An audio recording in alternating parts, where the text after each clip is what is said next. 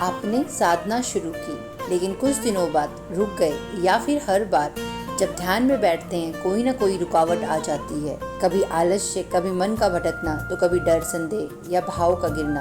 अगर हाँ तो समझिए आप गलत नहीं जा रहे हैं, आप एक साधक हैं और ये बाधाएं उसी मार्ग की पहचान है। नमस्कार दोस्तों, माँ भगवती की कृपा हम सब पर बनी रहे। आज हम जानेंगे साधना में कौन कौन सी बाधाएं आती हैं और उनसे पार कैसे पाया जाए। साधना की सबसे पहली और सामान्य बाधा है मन की अशांति। जैसे ही आप साधना में बैठते हैं मन हर दिशा में दौड़ता है, कभी बीते हुए कल में, कभी आने वाले कल की चिंता में। विचारों की भीड़ लग जाती है।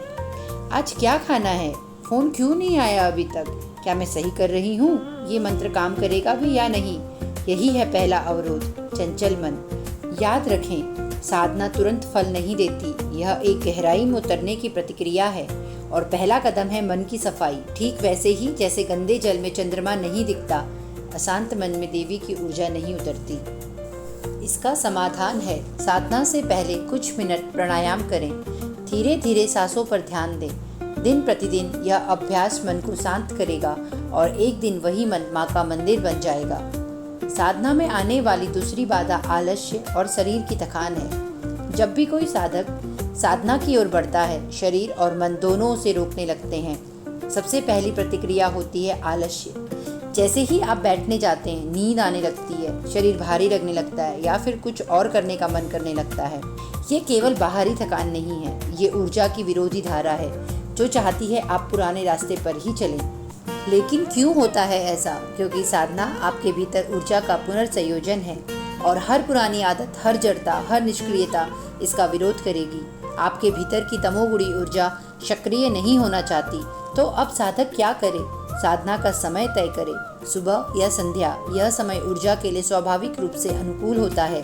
हल्का सात्विक भोजन ले, तामसिक आहार शरीर को सुस्त करता है।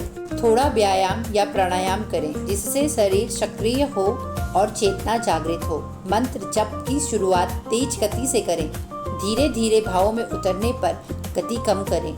आपने महसूस किया होगा कि एक समय तक साधना बहुत आकर्षक लगती है, मंत्र जपते हैं, ध्यान भी होता है, पर फिर धीरे धीरे भाव कम होने लगते हैं, रुचि नहीं रहती या केवल करने के लिए कर रहे हैं वाली भावना आ जाती है। जैसे जैसे आप गहराई में उतरते हैं, पुराने विकार सिर उठाने लगते हैं।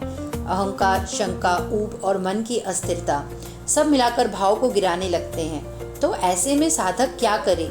माँ से बातें करे, सीधे सच्चे मन से कहे, माँ आज भाव नहीं है पर मैं तुम्हारे लिए बैठी हूँ। भाव गिरा है, इसका मतलब साधना गहरी हो रही है। यही परीक्षा है, जहाँ भाव नहीं भी हो फिर भी साधना करें। याद रखें, भाव कभी भी स्थिर नहीं होता, पर समर्पण स्थिर हो सकता है। भाव आता है, चला जाता है, पर जिसने भाव के बिना भी माँ को पुकारा उसे माँ स्वयं पकड़ लेती हैं। कभी कभी साधना में एक अनजान भय सिर उठाता है, मन में प्रश्न उठते हैं, कहीं कोई उल्टी शक्ति तो नहीं आ जाएगी, मंत्र गलत तो नहीं पढ़ रहे, मुझसे कुछ गलत तो नहीं हो गया। परंतु सच तो यह है, देवी कोई डरावनी शक्ति नहीं, वो आपकी ही चेतना का एक विकसित रूप है। आप जिससे डरते हैं वो शायद आपके भीतर का ही अंधकार है। जब साधना गहरी होती है तो सबसे पहले यही अंधकार सामने आता है। ऐसे में साधक क्या करे? डर को पहचाने और देखे, भागे नहीं, बस बैठे रहे और माँ से बातें करते रहे। मंत्र में शुद्धता रखें और श्रद्धा में पूर्ण विश्वास। डर वहीं तक है जहाँ तक अज्ञान है, ज्ञान और माँ का नाम डर को नष्ट कर देते हैं। याद रहे, डर वो द्वार है जिसे पार करके ही माँ सामने आती हैं। साधना का सबसे बड़ा संघर्ष हमेशा भीतर का नहीं होता, कई बार बाहरी परिस्थितियां ही सबसे बड़ी परीक्षा बन जाती हैं। जैसे समय नहीं मिल पाता, घर परिवार की जिम्मेदारियां बढ़ जाती हैं, ध्यान भटकाने वाला शोर, फोन, सोशल मीडिया, काम, और फिर मन कहता है अब कैसे साधना करें? क्या यही साधना का अंत है? नहीं, यहीं से शुरू होता है सच्चा तप। साधना तभी मूल्यवान होती है जब वह व्यस्त जीवन में भी समय निकाले। ऐसे में साधक क्या करे? छोटा समय भी बड़ा होता है। सुबह उठकर 5 मिनट मौन हो जाना भी साधना है। सोने से पहले माँ को स्मरण करना भी साधना है। परिवार को विरोधी नहीं, सहयोगी बनाएं। उन्हें बताएं कि यह साधना आपको शांत, प्रेमपूर्ण और बेहतर बना सकती है और बना रही है। धीरे धीरे परिवार साथ खड़ा हो जाएगा। समय नहीं मिलता, यह सिर्फ भ्रम है। माँ को अपने जीवन का हिस्सा बना ले, फिर काम और साधना विरोधी नहीं पूरक बन जाएंगे। हर बाधा एक द्वार है जो तुम्हें और गहराई में लेकर जाता है। डरो नहीं, रुको नहीं, माँ को पुकारते रहो, माँ अवश्य मिलेंगी। और दोस्तों, इस तरह हमारी शक्ति साधना मार्ग की यह यात्रा पूरी होती है। हमने साथ मिलकर जाना देवी कौन है, कैसे उनकी साधना करें, मंत्रों का रहस्य क्या है और साधना में आने वाली बाधाओं को कैसे पार करें।